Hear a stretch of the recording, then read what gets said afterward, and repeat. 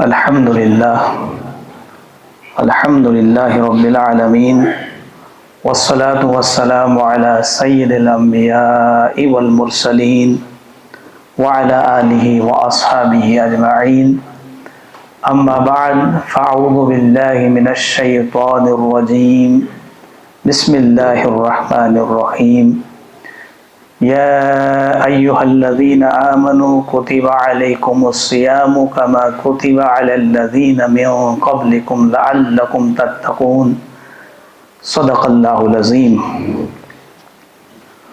معزز و مکرم سامعین جمعہ، السلام علیکم ورحمۃ اللہ وبرکاتہ۔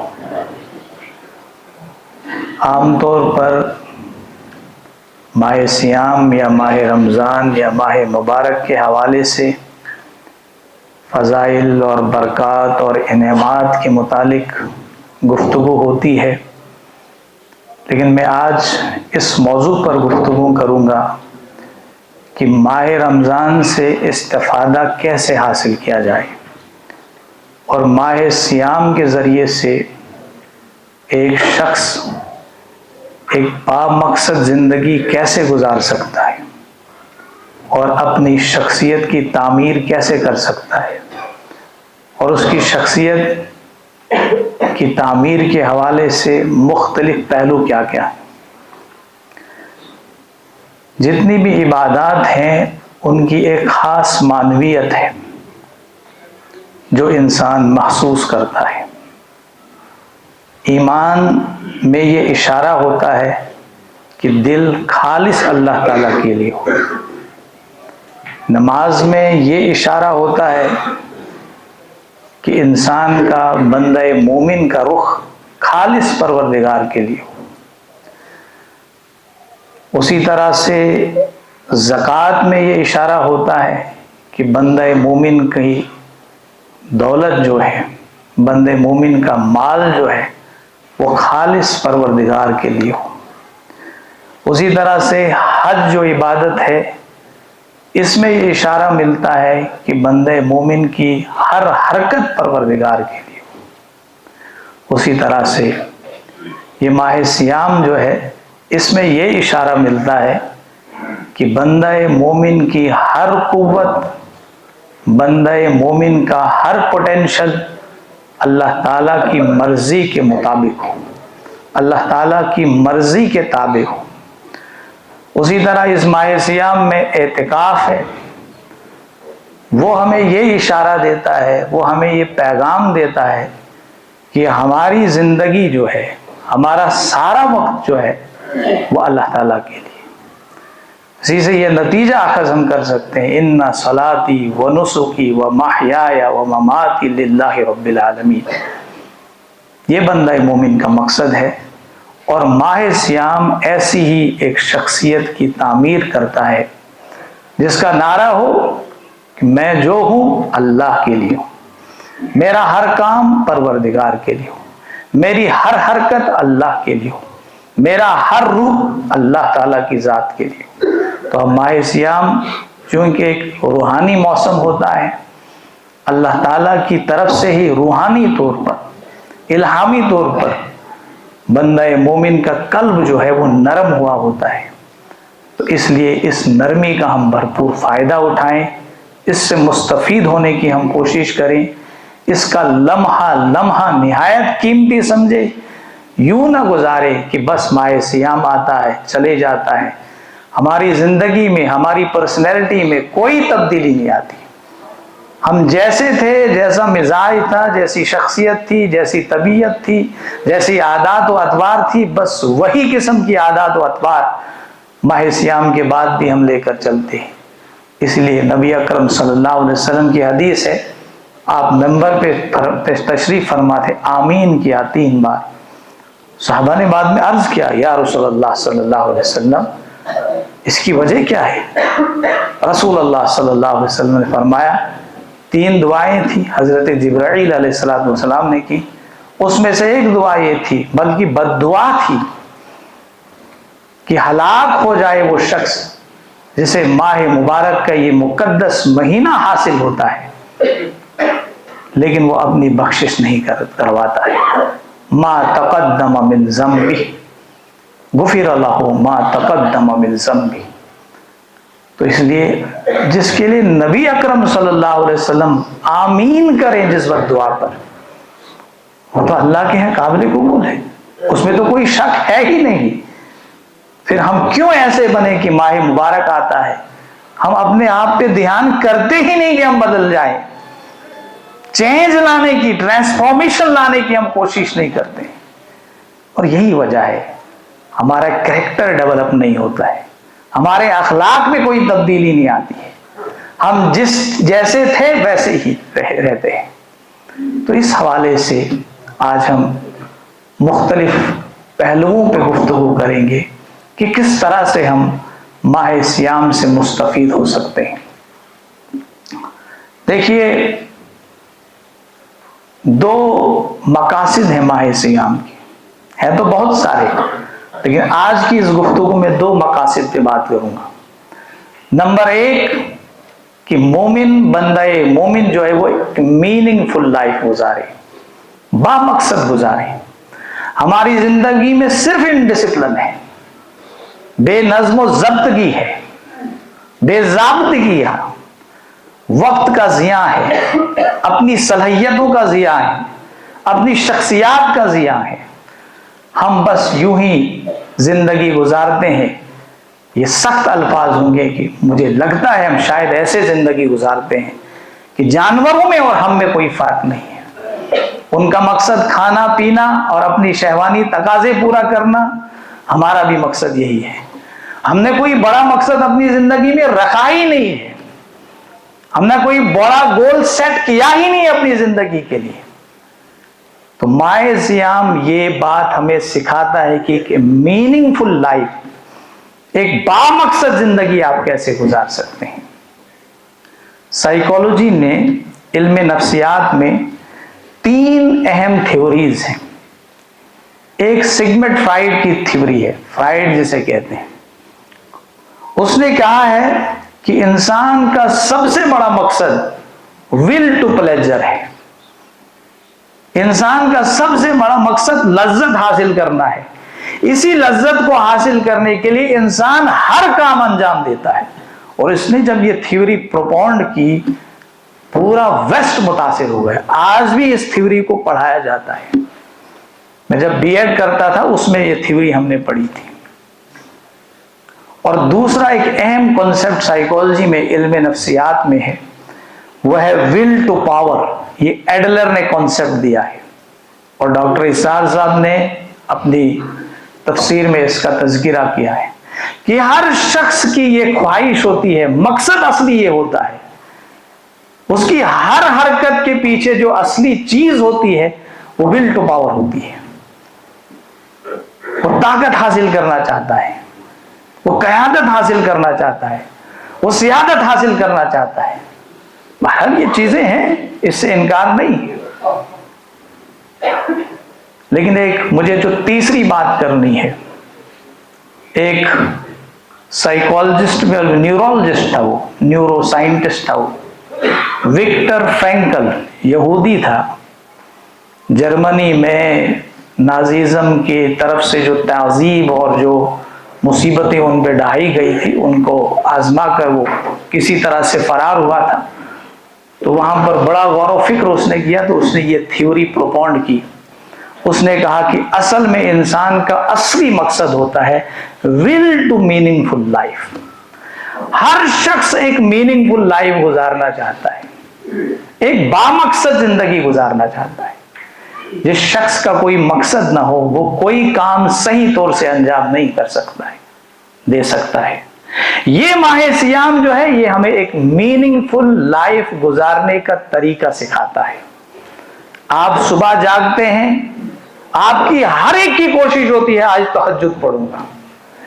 90% سے زائد مسلمان، ہمارا گمان یہ صحیح نکلے، 90% سے زیادہ مسلمانوں کا یہ گویا کی خواہش ہوتی ہے کہ میں تہجد کی نماز ادا کروں گا. ایک میننگ ہے، ایک مقصد ہے. کیوں ادا کروں گا؟ اللہ کے لیے ادا کروں گا. میں سحری کھاؤں گا، اللہ کا حکم ہے، سحری کو اللہ کے لیے کھا رہا ہوں. اس لیے ممانعت ہے کہ بغیر کچھ پانی کا گھونٹ بھی پئیں اور روزہ رکھیں، اس کی ابتدا کریں، کیونکہ اللہ کے ہوا سحیر ہو، آپ سحری کھاؤ، اگرچہ کہ کم ہی کھاؤ لیکن کھاؤ، اپنے روزے کا آغاز سحری سے کرو۔ یہ اللہ کے نبی صلی اللہ علیہ وسلم کا فرمان ہے۔ ہم سحری کھاتے ہیں، کس لیے کھاتے ہیں؟ اللہ کی خوشنودی کے لیے کھاتے ہیں۔ نبی اکرم صلی اللہ علیہ وسلم کی سنت کی تعمیل میں کرتے ہیں ایسا۔ اس کے بعد نماز کے لیے دوڑتے ہیں، باہر نماز ادا کرتے ہیں، پھر نوافل کا اہتمام ہوتا ہے، گویا کہ پورا دن ہمارا جو ہے مصروف العمل ہو جاتا ہے، ایک میننگ فل لائف گزرتی ہے، ایک نظم و ضبط سکھا کے جاتا ہے یہ ماہ سیام۔ لیکن بڑا ہی بدقسمت شخص ہوگا وہ جو آج بھی اس ماہ مبارک کے اس مقدس مہینے میں ایک میننگ فل لائف گزارنے کا ہنر نہ سیکھ سکے۔ آج تو بڑے بڑے ٹریننگ کورسز ہوتے ہیں، اسٹوڈنٹس کو میننگ فل لائف گزارنے کے طریقے بتلائے جاتے ہیں، اور ہزاروں نہیں بلکہ لاکھوں میں پیسہ خرچ کیا جاتا ہے۔ ویسٹرن کنٹریز میں باضابطہ بڑے بڑے سپیکرز ہوتے ہیں، ایکسپرٹس ہوتے ہیں، جو وہاں کے لوگوں کو یہ سکھاتے ہیں کہ جناب آپ نے میننگ فل لائف کیسے گزارنی ہے۔ ان کے ہاں جب یہ تصور ہے ہی نہیں، لیکن ہمارے ہاں تو یہ تو فرض عائد کر دیا گیا ہے۔ نماز اس کی ایک بہت بڑی مثال ہے، روزہ تو سب سے بڑی مثال ہے۔ تو اگر ہم کچھ نہ سیکھیں ماہ سیام کے ان مقدس ایام میں بھی، تو شاید میں یہ لفظ الفاظ سخت نہ ہوں گے کہ بدقسمت ہے وہ شخص، بدقسمت ہے وہ شخص جو آج بھی تہجد کا اہتمام نہ کرے، بدقسمت ہے وہ شخص جو آج بھی اللہ کے سامنے اپنے آنکھوں سے آنسو نہ بہائے۔ یہ آنسو انسان کے دل کے میل کچیل کو دور کرتے ہیں۔ مجھے کل ایک ڈاکٹر صاحب سے ملاقات ہوئی تھی، اس نے ایک کہا کہ اس نے کہیں پڑھا ہے کہ چوہوں پر ایکسپیریمنٹ کیا گیا، ایکسپیریمنٹ یہ کیا گیا کہ ایک سے لیکریمل گلینڈ جو ہے جو آنسو بناتا ہے اس کو نکال دیا گیا، اور دوسرا جو ہے اس کے ساتھ وہ لیکریمل گلینڈ رکھے گئے۔ پھر بعد میں ان کے بیہیویئر کو جج کیا گیا، ایک میں تھوڑا عاجزی آ گئی جس میں لیکریمل گلینڈ موجود تھے، دوسرا تھوڑا خشک مزاج ہو گیا۔ تو یہ ہے کہ انسان کے جو آنسو ہیں انسان کے اندر عاجزی پیدا کرتے ہیں، لیکن ان آنسوؤں کو ہمیں بہانا چاہیے۔ ہم یوں ہی ہمارے نوجوان اور ہم بھی جو ہے اپنے آنسو کو ضائع کرتے ہیں۔ ہم صرف وہ آنسو بہائیں جو اللہ کی یاد میں گر پڑیں، رسول اللہ صلی اللہ علیہ وسلم کی یاد میں گر پڑیں۔ بعض اوقات انسان بڑا پریشان ہوتا ہے، یہ زندگی کیا ہے، بے ہنگم سی گزر رہی ہے، یہ بڑی پیچیدہ زندگی ہے، کچھ سمجھ میں نہیں آتا ہے۔ اگر زندگی کو سمجھنا چاہتے ہو تو رسول اکرم صلی اللہ علیہ وسلم کی سیرت کو پڑھو۔ اتنی عظیم شخصیت اس روئے زمین پہ اللہ تعالیٰ کی طرف سے بھیجی گئی، عظیم الشان شخصیت، میننگ فل لائف جسے کہتے ہیں، آپ صلی اللہ علیہ وسلم کی سیرت سے اخذ کرو، کسے میننگ فل لائف کہتے ہیں۔ تو اس لیے میں گزارش کرتا ہوں کہ ماہ سیام کے ان ایام میں قرآن کی تلاوت، نوافل کا اہتمام، کیونکہ نوافل کے ذریعے سے انسان اللہ کا قرب اختیار کرتا ہے۔ جب انسان قرب اختیار کرتا ہے تو اللہ تعالیٰ کی طرف سے بندے میں عاجزی جو ہے، یہ عاجزی جو ہے نا جسے ہم عاجزی، قرآن کہتا ہے واللہ یحب المخبتین، بے شک اللہ پسند کرتا ہے عاجزی رکھنے والوں کو، جو بڑے عاجز ہوتے ہیں، بڑے نادم ہوتے ہیں۔ لیکن نادم کون ہوتا ہے؟ جس کا دل نرم پڑ جاتا ہے، لیکن جس کا دل سخت ہوتا ہے گناہوں کی وجہ سے، ثم قست قلوبکم من بعد فہی کالحجارۃ او اشد قسوہ، کہ ان کے دل تو پتھروں سے زیادہ سخت ہو گئے، ایسے ہو گئے کہ پتھروں سے بھی زیادہ سخت۔ وہ کبھی نادم نہیں ہو سکتے ہیں، وہ کبھی عاجز نہیں ہو سکتے ہیں۔ یہ تکبر، یہ کبریائی جو بہت بڑی یہ بیہیویئر، انسان کی بیہیویئر کی نیگیٹو ایسپیکٹس ہیں۔ آج ویسٹرن سائنسز تحقیق کرتے کرتے ان چیزوں تک پہنچ چکی ہیں جن کی تعلیم نبی اکرم صلی اللہ علیہ وسلم 1400 سال پہلے دے چکے تھے۔ لیکن بدقسمتی سے ہم نے کبھی سیرت پڑھی نہیں، بدقسمتی سے ہم نے قرآن کا مطالعہ کبھی کیا ہی نہیں۔ جب تک ہم کوشش نہ کریں کوئی نہیں چھوٹے گا آج کے اس ڈیجیٹل دور میں۔ اگر کسی کو قرآن پڑھنا آتا بھی نہیں، آج تو ڈیجیٹل دور ہے، موبائل کے ذریعے سے، یوٹیوب کے ذریعے سے ہر زبان میں آپ قرآن سمجھ سکتے ہیں، سن سکتے ہیں۔ آج تو تفہیم القرآن کا پورا جو ہے زبانی جو ہے وہاں پر بولنے والا بولتا ہے، انسان سنتا ہے، کشمیری زبان میں بھی قرآن بیان کیا جاتا ہے۔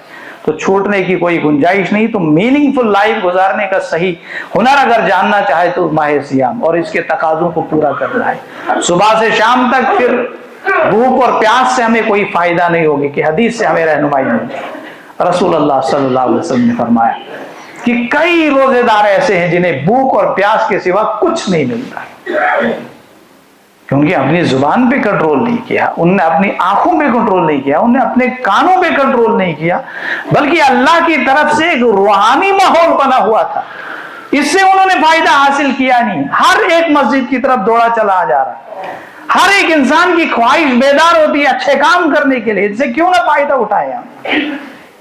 ماہ سیام ہمیں سکھاتا ہے کہ جناب ہم تراویح بھی پڑھ سکتے ہیں، ہم قیام اللیل بھی کر سکتے ہیں، ہم تہجد بھی پڑھ سکتے ہیں، نوافل کا اہتمام بھی کر سکتے ہیں، پنجگانہ نماز ادا بھی کر سکتے ہیں، کوئی مشکل کام نہیں ہے، یہ ماہ سیام ہمیں سکھاتا ہے۔ لیکن ہم ہیں کہ اس سے کوئی نصیحت نہ لیتے، خوش قسمت ہے وہ شخص جو اس سے نصیحت لے۔ دوسری بات جو مجھے کرنی ہے کہ انسان کا سب سے امپورٹنٹ چیز جو ہوتی ہے نا وہ شخصیت ہوتی ہے۔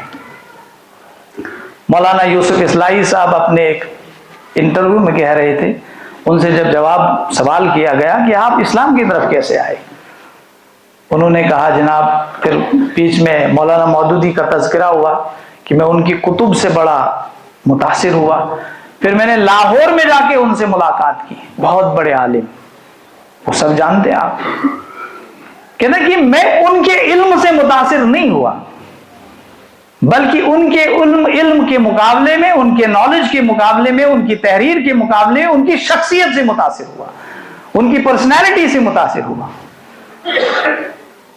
ایک بندہ مومن یا ایک انسان کا جو براہ راست اثر دوسرے شخص پہ پڑتا ہے اس کی شخصیت کا پڑتا ہے، اس کی شکل و صورت کا نہیں پڑتا ہے، اس کی شخصیت کا۔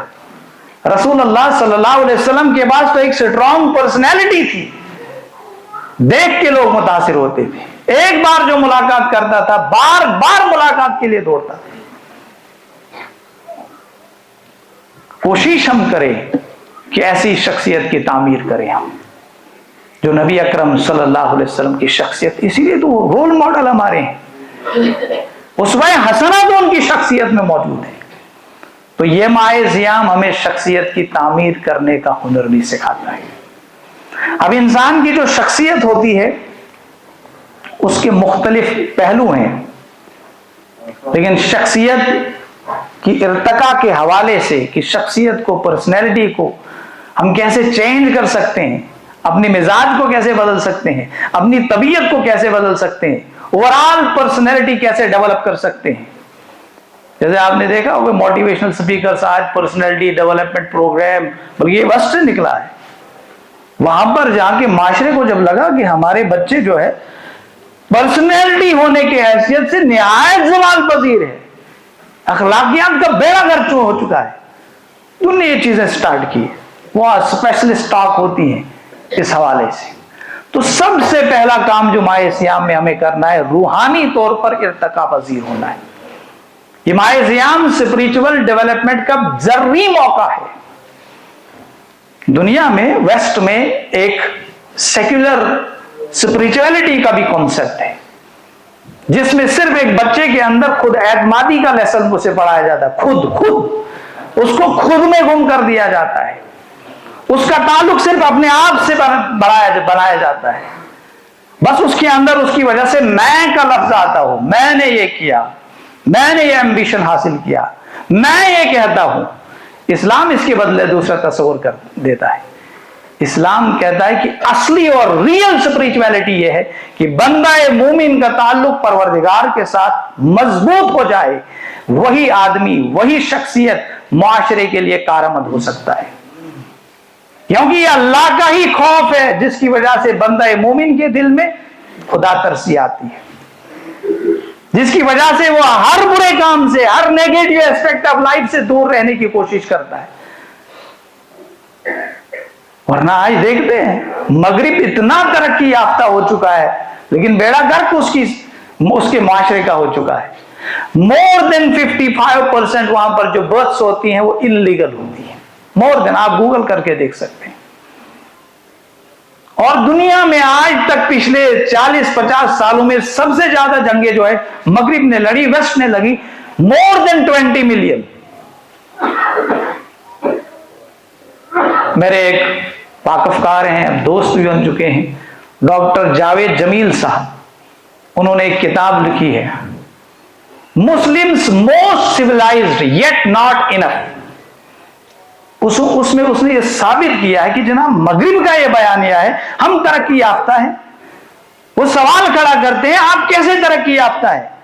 دنیا میں سب سے زیادہ جنگیں آپ کی طرف سے، سب سے زیادہ ریپ کیس آپ کی کنٹریز میں، سب سے زیادہ جرائم آپ کی کنٹریز میں، سب سے زیادہ بددیانتی، انہوں نے پورا فہرست دی ہے، بڑی موٹی کتاب ہے وہ۔ اور مسلمان سب سے نیچے ہیں، آپ دیکھیے، چیک کیجئے، انہی کی سٹڈیز سے انہوں نے مستعار لی ہے یہ ساری چیزیں۔ ماہ سیام ہمیں یہ سب چیزیں سکھاتا ہے کہ روحانی طور پر ہم کس طرح سے موضوع تر ہو جائیں معاشرے کے لیے، کیونکہ اسلام کی روحانیت کا یہ تصور ہے کہ بندے کو اللہ کے ساتھ جوڑنا ہے، تبھی جا کر بندہ مومن ہر ایک کے لیے کارآمد ہو سکتا ہے، ورنہ کسی قوت کا کوئی خوف جب ہوگا ہی نہیں، جزا اور سزا کا کوئی خوف جب ہوگا نہیں، انسان درماندگی پہ اتر آتا ہے۔ اس لیے ہم دیکھتے ہیں سوسائٹی میں جب یہ اللہ تعالیٰ کا خوف کم ہو گیا، اللہ تعالیٰ کے ساتھ تعلق بندوں کا بالکل کٹ گیا، اس کی وجہ سے ہمارے بچے آج نافرمانی پر اتر آئے۔ اللہ تعالیٰ بچائے۔ ابھی ہمارا جو یہاں سوسائٹی ہے ڈوڈا کی، یہ بڑی سیدھی سادی ہے، وہ جراثیم ابھی نہیں آ پہنچے لیکن پہنچ رہے ہیں، ہمارے گیٹس پر دستخط دے رہے ہیں کہ ہمیں آنے دو۔ ڈرگس ایڈکشن کے ذریعے سے ہمارا کیا برا حال ہو رہا ہے، ہمارے نوجوان کس قدر گر چکے ہیں، آپ دیکھتے ہیں۔ نشہ آور چیزوں کا استعمال جس طرح سے ہو رہا ہے، ان سے اگر بچنا چاہتا، ہر شخص سے بچنا چاہتا ہے۔ غازی محی الدین صاحب ایک بہت بڑے اسکالر نے کتاب لکھی ہے رہنمائے رمضان، اس میں ہم نے یہ بات لکھی ہے کسی دوسرے مفکر کے حوالے سے، عربی اسکالر ہے وہی، انہیں کہا کہ وہ لکھتے ہیں کہ انسان کا نفس بلا شبہ برائی کی طرف راغب ہوتا ہے، لیکن ہر انسان کا نفس یہ بھی چاہتا ہے کہ میں ارتقا پذیر ہو جاؤں۔ اس کا ایک پازیٹیو ایسپیکٹ بھی ہے، اس پازیٹیو ایسپیکٹ کو گرفت میں لاؤ۔ ہر بچہ چاہتا ہے کہ میں اچھے مارکس لاؤں، ہر اسٹوڈنٹ چاہتا ہے کہ میں آگے جاؤں، ہر شخص کی یہ طلب ہوتی ہے کہ سوسائٹی میں میں اچھا بنوں، اس کا نفس کہتا ہے نا، اگرچہ کہ وہ نفس کے مقابلے میں اپنی جنگ ہار لیتا ہے اور گر پڑتا ہے نفس کے قدموں میں، پھر نفس اسے جہاں چاہتا ہے لے جاتا ہے، اسے جب سیلف کنٹرول حاصل نہیں ہوتا ہے۔ انسان کی بڑی کامیابی ہے جس شخص کو سیلف کنٹرول حاصل ہوگا، جس کا ڈرائیور وہ خود ہوگا، اس کو قرآن ہوگا، اسلام ہوگا، بلکہ اس کا نفس نہ ہوگا، اس کا نفس اسے ڈرائیو نہ کرتا ہو، اس کی ڈرائیونگ فورس قرآن ہو، شریعت ہو، اسلام ہو، ایمان ہو، عقیدہ ہو۔ ان چیزوں کی اہمیت ہے۔ تو وہ لکھتے ہیں کہ انسان کا نفس چاہتا ہے، اچھائی کی طرف بھی چاہتا ہے، اس چیز کو گریسپ کر لو۔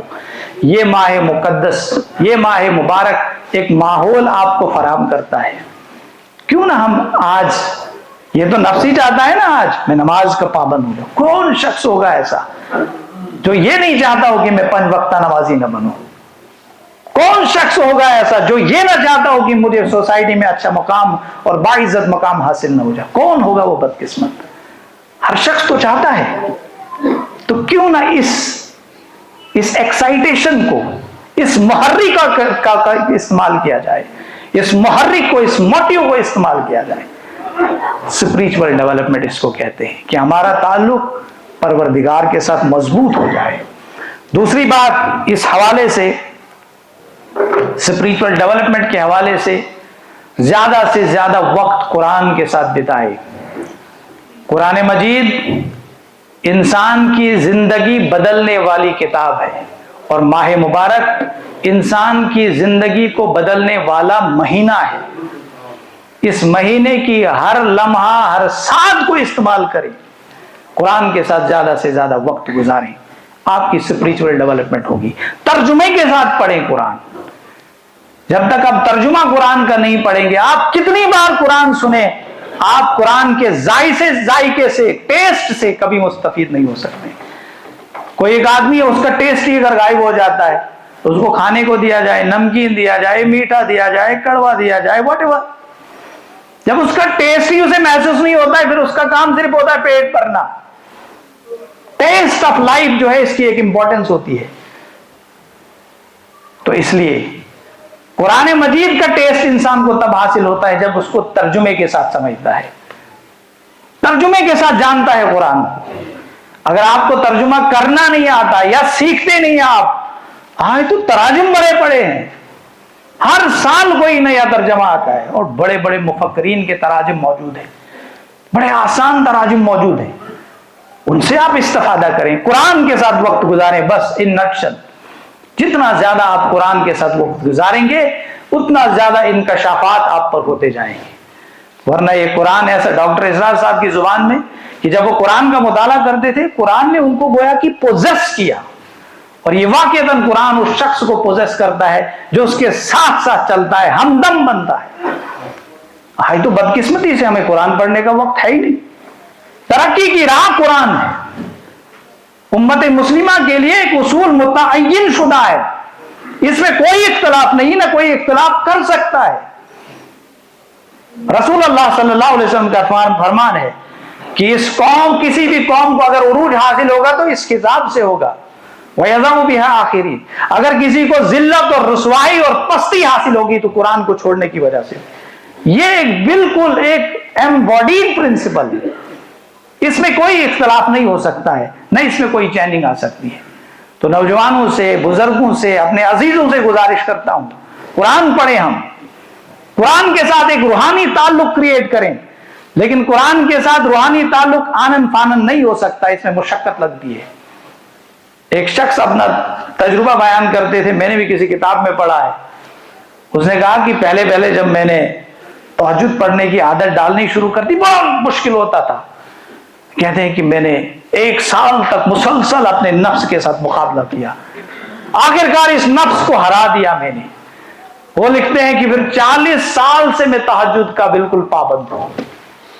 تو قرآن کو جب آپ پڑھیں گے انشاءاللہ تعالی، قرآن جو ہم کہتے ہیں نا کہ انکشاف چکسن، کیسے ہو سکتا ہے انکشاف؟ جب تک نہ ہم یہ سمجھے کہ قرآن کے اندر کیا ہے.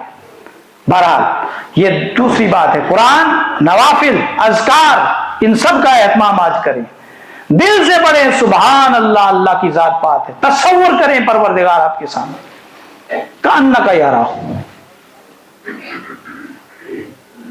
ایسے نماز ادا کرو جیسے تم اسے دیکھ رہے ہو. اگر یہ کیفیت حاصل نہ ہوگی، ایسے پڑھو جیسے وہ تمہیں دیکھ رہا ہے.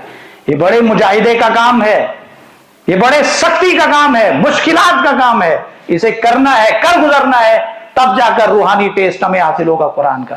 ورنہ جذبات اندر سے قرآن، لیکن ہمیں کوئی فائدہ نہیں ہوتا. کیوں؟ جب دل خواہش نہیں کرتا ہے ایک روحانی تعلق قرآن کے ساتھ. اپنے بچوں کو عادی بنائیں قرآن پڑھنے کا. نوافل، اذکار، تہجد، یہ روحانی طور پر ارتقا پذیر ہونے کے گوئے کی نسخے ہیں. دوسرا جو ہے شخصیت کے اعتبار سے جو چیز ہمیں ضروری ہمارے لیے ہے روحانی ترقی کے بعد، وہ ہے علمی ارتقا اور فکر کا ارتقا. فکر کے اعتبار سے ہم بالکل بلند ہو جائے، ہمارا نظریہ بہت بلند ہوگا. ہمارا نظریہ تو بس دنیا ہے. ہم نے اپنے نظریات کو دنیا کے اندر گھیر کے رکھا ہے، دنیا کے اندر ارد گرد جو ہے گھیراؤ ان کا کیا ہے. نظریات کا سارا رخ مال و دولت کمانے کے لیے، ساری پلاننگ مال و دولت کے لیے، اسپریچول ڈیولپمنٹ کے لیے، ایتھیکل ڈیولپمنٹ کے لیے، سوسائٹی کی ڈیولپمنٹ کے لیے. دوسروں کے کام آنے کے لیے نہیں. اور آج جو الہادی افکار ہیں، نظریات ہیں، جن سے ہمارا ہر چھوٹا بڑا متاثر ہو رہا ہے، اور مغربی تہذیب کا جو حملہ ہے، اس کے مقابلے میں ہم کون سا نظریہ پیش کر رہے ہیں؟ قرآن کی بنیاد پر وہ نظریہ پیش کر سکتے تھے، سیرت کی بنیاد پر وہ نظریہ پیش کر سکتے تھے. میں ایک بار سوچ رہا تھا، کیا ہم میں سے کوئی ایسا نوجوان ہو سکتا ہے جو اس موضوع پہ کتاب لکھے؟ ہم کہتے ہیں جناب عرب سائنس میں بہت ترقی یافتہ تھے. پنڈت جواہر لال نہرو نے اپنی کتاب دا ڈسکوری آف انڈیا میں لکھا، اس نے کہا کہ جناب یہ جو سائنس ہے یہ عربوں کی دین ہے، اور عربs are the father of science, mother of sciences. Arabic sciences are the mother of all sciences. اور یہ لکھتے ہیں ہمارے مفکرین اور ہمارے علماء دین، جو کچھ ان کے پاس ہے وہاں سے لیا ہے. کہ ہم میں سے کسی نے یہ ہمت کی کہ ہم اس پہ کوئی تحقیق کریں، ہم اس پہ کوئی ریسرچ کریں کہ کن کن باتوں کی چوریاں ہوئی ہے، مغرب نے کن چیزوں کو اپنے نام کر دیا ہے. یہ تبھی ہو سکتا ہے جب ہم بلند خیال رکھیں، ہماری ریسرچ کا مقصد بڑا ہوگا، اونچا ہوگا. ہماری ریسرچ کا مقصد جاب حاصل کرنا ہوتا ہے، ہماری پڑھائی کا مقصد چھوٹی سی ملازمت حاصل کرنی ہوتی ہے. اس لیے ہم انٹرنیشنل سطح پہ ہمارا کوئی ریفرنس نہیں ہے، کوئی ریلیٹیو سائٹیشن انڈیکس نہیں ہے. یہ ماہ اسلام ہمیں یہ نصیحت کرتا ہے، یہ ہمیں سکھاتا ہے کہ کس طرح سے تم جو ہے علمی طور پر جب اعتکاف کا وقت آتا ہے اس وقت ہم اپنے فکر کی ارتقا کر سکتے ہیں، بلندی اس میں پیدا کر سکتے ہیں. تو آخر پر سماجی ارتقا کے حوالے سے زیادہ کام کریں گے، اور پھر جذباتی طور پر ایموشنل ڈیولپمنٹ کے لیے جو ہے غصے پر قابو کریں، سیلف کنٹرول حاصل کریں. انشاءاللہ تعالی ہماری شخصیت جو ہے وہ سنور سکتی ہے، سدھر سکتی ہے. اللہ تعالیٰ سے دعا کرتے ہیں کہ پروردگار ہمیں سننے سے زیادہ عمل کرنے کی توفیق عطا فرمائے، بلکہ سننے کی بھی توفیق عطا فرمائے. وآخر الدعوانا الحمدللہ رب العالمین.